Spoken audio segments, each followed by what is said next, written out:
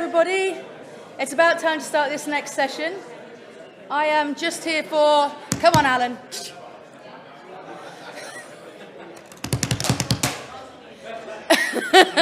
I'm just here as the filler because our session chair is online today, so it's Maz. So she will now appear like the Wizard of Oz on the big screen. Start the session off. So I shall move over to Maz. So welcome to this afternoon's roundtable session, and we're exploring the future of digital research infrastructure, as it is our theme for today. And traditionally been quite heavily focused when we've run the DRI Retreat on HPC and RSE outcomes, but certainly through the conversations that we've had just this morning, yesterday and Monday, you know, DRI encompasses so much more and has such a kind of span of interdisciplinarity, technical, untechnical, sort of formal professional training, less formal professional training, self-taught methods, everything. My own background lies in how digital technologies, particularly social media, shape communities, shape interactions and their impact on education and communication, and more recently the spread of misinformation, disinformation, and much more recently interest in certainly where some of our panel discussions have gone, and our questions from the audience have raised the context of tech bro cultures.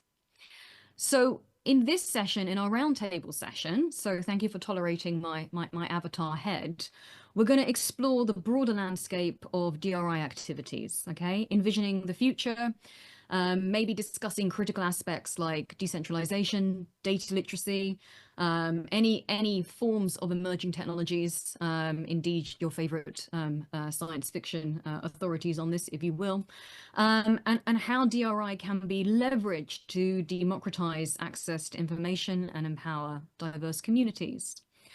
I'll help facilitate that through our online participants, and then come back towards the top of the hour to kind of bring all our thoughts together. And very kindly, I have people in the room roaming around with mics who will help me to bring up the discussions from your table. You should have the themes in front of you in terms of the roundtable discussions, and there's some structure with that in terms of how that discussion will take place, in terms of introducing those topics, and facilitating how we add ideas and communicate those between us. It will probably be strategically useful for each roundtable to nominate a person or a speaker who can feed back to me. That would be very handy. Thank you much. And so without further ado, let's get into the discussion, and I will bring that through the online participants and come back to you, and we'll return to the main discussion altogether in about 40 minutes. Okay? Over to you. Hello, everybody. Maz is back, so she's going to take charge again. There are microphones in the room, but Maz is the boss. Wonderful. Can you hear me? Yep. Yes, brilliant. Thank you so much. We had a really good discussion in our online breakout room, and I hope you appreciated the time to talk to colleagues around the roundtables. So just to synthesize sort of where our discussion took us, and then feel free to jump in, or indeed indicate that you want a microphone in front of you to highlight your discussion points. We had a deeper set of discussions around the changing nature of people joining digital research, and a need to really understand and facilitate where DRI folk are coming from.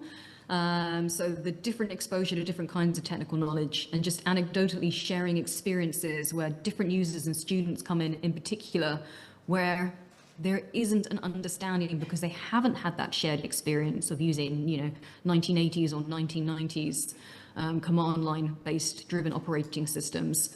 And it's all touch on a tablet, and even a basic understanding of being able to find a folder or create a folder. So really appreciating that changing nature of where users are, where their stakes are, and the level of engagement is. And then we had a nice exchange around how might we facilitate that in terms of getting users more invested in digital research infrastructure and various activities. And the turn of phrase used was tricking, but really we mean convincing them into realizing how effective and brilliant HPC are as a means to do that. And then a bit more speculation towards the end of the discussion around where we were at the beginning of this morning with regards to AI and provisions through ChatGPT, and whether this fills a hole in terms of that level of user knowledge, because they can type it into that interface and get an answer, although some speculation about how reliable that answer is, right? But maybe that gives some space to deepen our knowledge, although that does require our users and ourselves to have greater critical thinking about the very technical tools that we're using and the answers that we're getting, right? So I'm interested to hear where your discussions are at in terms of the future of DRI. So please feel free to share your thoughts.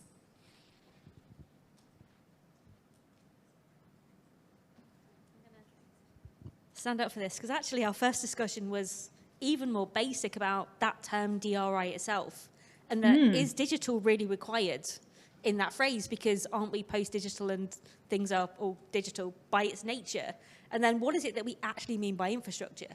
Because as I mentioned, I was an engineer, so for me, infrastructure, I tend to think of tin as the hardware bit of that and that piping. But then if we're talking about this ecosystem of what our research is, that becomes much broader, right? So my job is training, is skills development across the board. So I'm a fundamental piece of infrastructure, which is kind of a weird concept in my head coming from an engineer. And there is so much more to that. So in a way, do we, in our language, talk in a way that actually represents what we really are and what is really going on, given that this is so broad? And we're talking about, we have people that deal with AI and ML and the RSEs, and people that manage data and design data systems, but the outreach bit and that science comms and the training and all of that goes together, and the research facilitation is all DRI.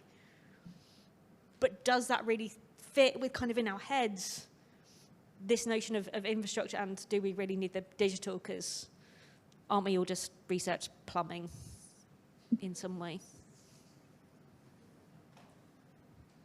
That's a great observation, because part of that, I think, marries well with the requirements or sufficient and detailed manner in which we actually communicate what we do, which, adds an extra layer of advocacy in terms of, when we go for promotion, or just an investment for senior management teams into the facilities or technical skills or the technical hardware and software that we actually need. So I think that's a really good point.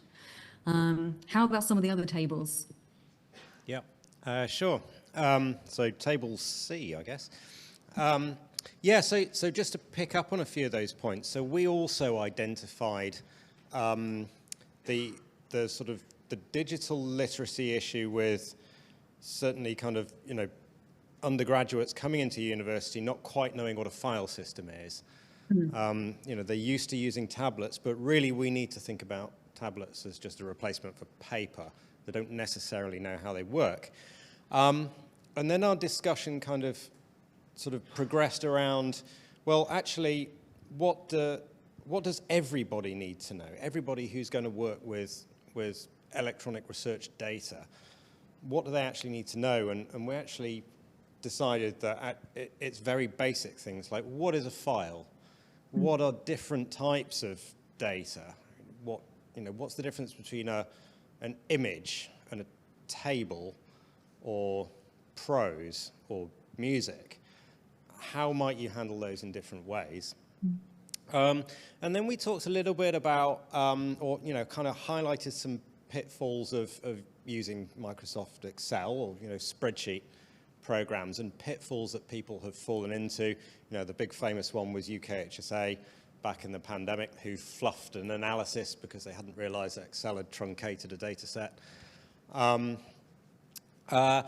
the need to actually say, well, we as a community get very excited about teaching people how to program computers, how to do complicated things with data, improving their skills. And we had a discussion on this a couple of days ago.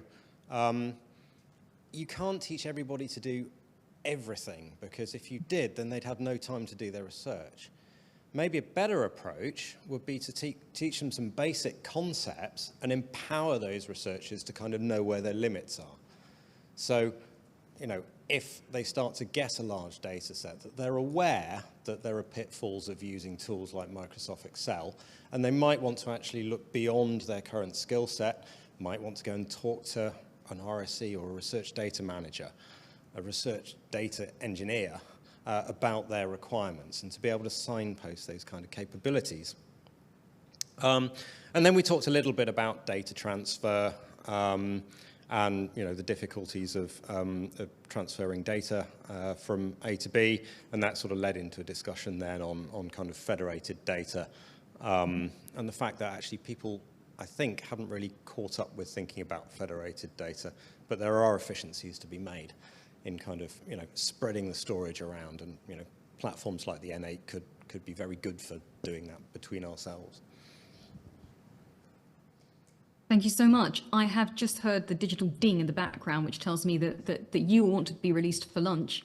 It's 1 o'clock, so thank you for your contributions for our roundtable discussion this afternoon. Do have a wonderful lunch. Session 4 this afternoon is security and compliance, and some amazing panelists that we have for you there too.